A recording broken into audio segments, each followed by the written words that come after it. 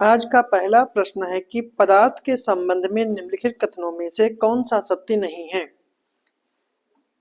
कि ठोस पदार्थों में मौलिक कणों के बीच आकर्षण बल अधिकतम होता है। ठोस पदार्थों में मौलिक कणों की गतिज ऊर्जा न्यूनतम होती है। गैसों में मौलिक कणों के बीच का स्थान अधिकतम होता है।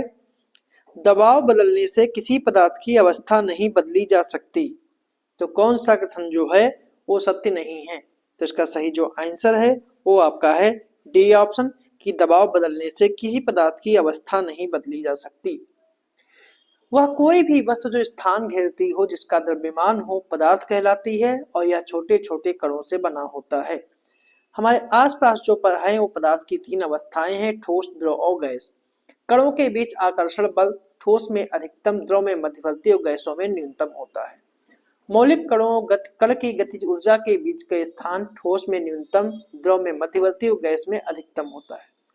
पदार्थ की अवस्थाएं अंतर परिवर्तनीय होती हैं। तापमान या दाब को बदलकर पदार्थ की अवस्था को बदला जा सकता है। ठीक है, ठीक है।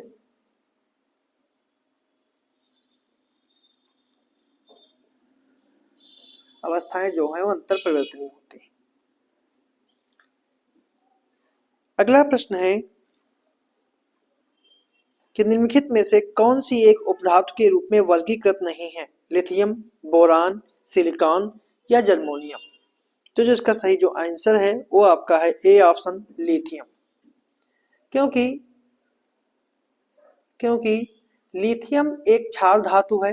लिथियम धातु का प्रयोग उपयोगी मिश्र धातु को बनाने के लिए जाता है, जैसे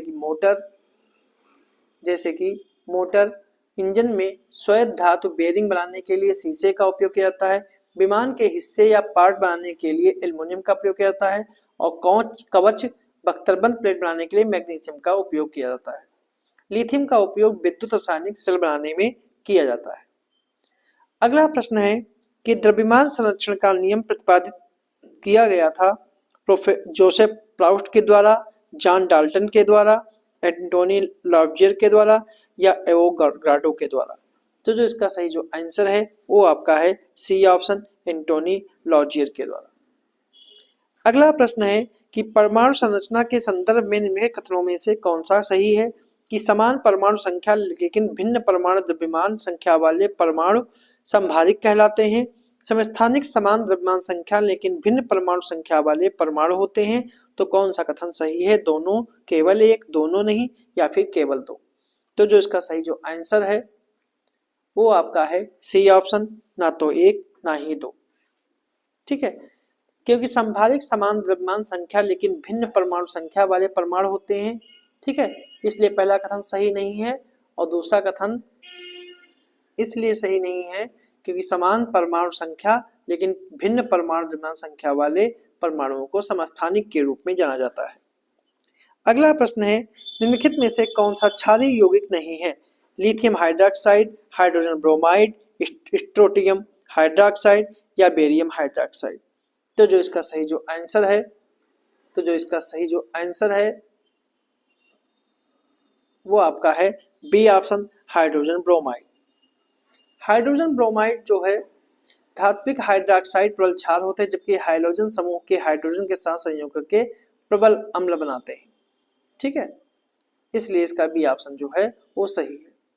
अगला प्रश्न है गैल्वेनीकरण यानी यस्त्र लेपन लोहे को निम्नलिखित में से किस तत्व की पतली परत से लेपन कर संरक्षण से बचाने की एक विधि है। तांबा, निकेल, जिंक या फिर क्रोमियम। तो जो इसका सही जो आंसर है वो आपका है सी ऑप्शन, जिंक। जिंक जो है इससे ऑक्सीजन या सल्फर जैसे ऑक्सीजन के साथ अभिक्रिया में धातुओं का विद्युत रासायनिक ऑक्सीकरण है। जंग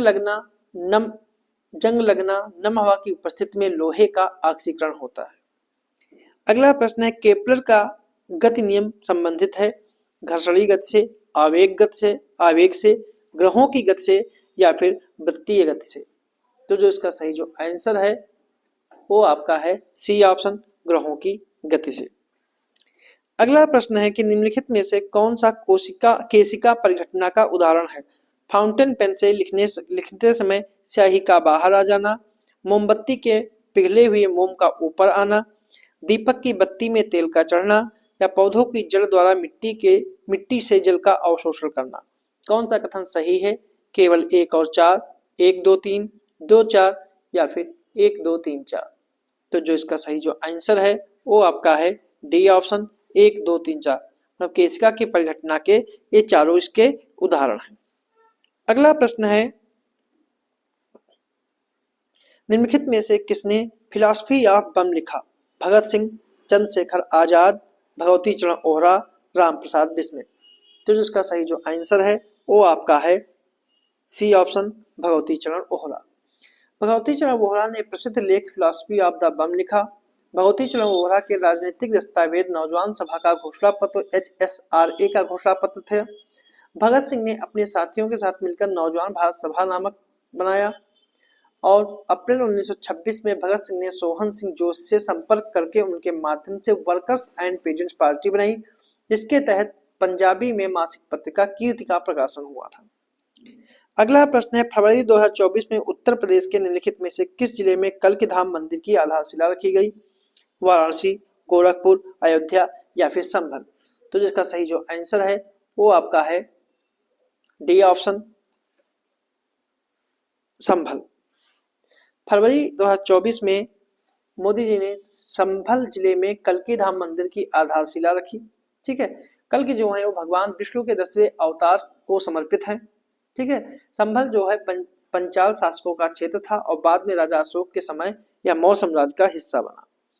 अगला प्रश्न है, हाल ही में निम्नलिखित में से किस राज्य ने काजी नींबू को राजकीय फल घोषित किया? इसका ऑप्शन है अरुणाचल प्रदेश, उड़ीसा, असम या फिर केरल। तो इसका सही जो आंसर है वो आपका है सी ऑप्शन असम। अगला प्रश्न है, निम्नलिखित में से किसे उड़ीसा का चौथा जैव विविधता विरासत स्थल घोषित किया गया? मंदसरू की पहाड़ियां, गुप्तेश्वर वन, महेंद्रगिरी पहाड़ियां या फिर गंधमर्दन पहाड़ियां। तो जो इसका सही जो आंसर है वो आपका है बी ऑप्शन गुप्तेश्वर वन। उड़ीसा के कोरापुट जिले में गुप्तेश्वर शिव मंदिर के निकट जो गुप्तेश्वर वन है उसको राज्य का चौथा जैव विविधता विरासत स्थल घोषित किया गया है। अगला प्रश्न है, दिसंबर 2024 में निम्नलिखित में से भारतीय रिजर्व बैंक ने किस बैंक को भारतीय रेलवे की ओर से पेंशन वितरित करने के लिए प्राधिकृत किया? बंधन bank, Dhanlaxmi bank, Karur Vysya bank या फिर फेडरल बैंक। जो इसका सही जो आंसर है वो आपका है ए ऑप्शन बंधन बैंक। अगला प्रश्न है, निम्नलिखित में से एशिया के किस देश ने अपनी स्वयं की वन अवकाश प्रमाणन योजना शुरू की? श्रीलंका, भारत, बांग्लादेश या फिर जापान। तो जो इसका सही जो आंसर है वो आपका है बी ऑप्शन भारत।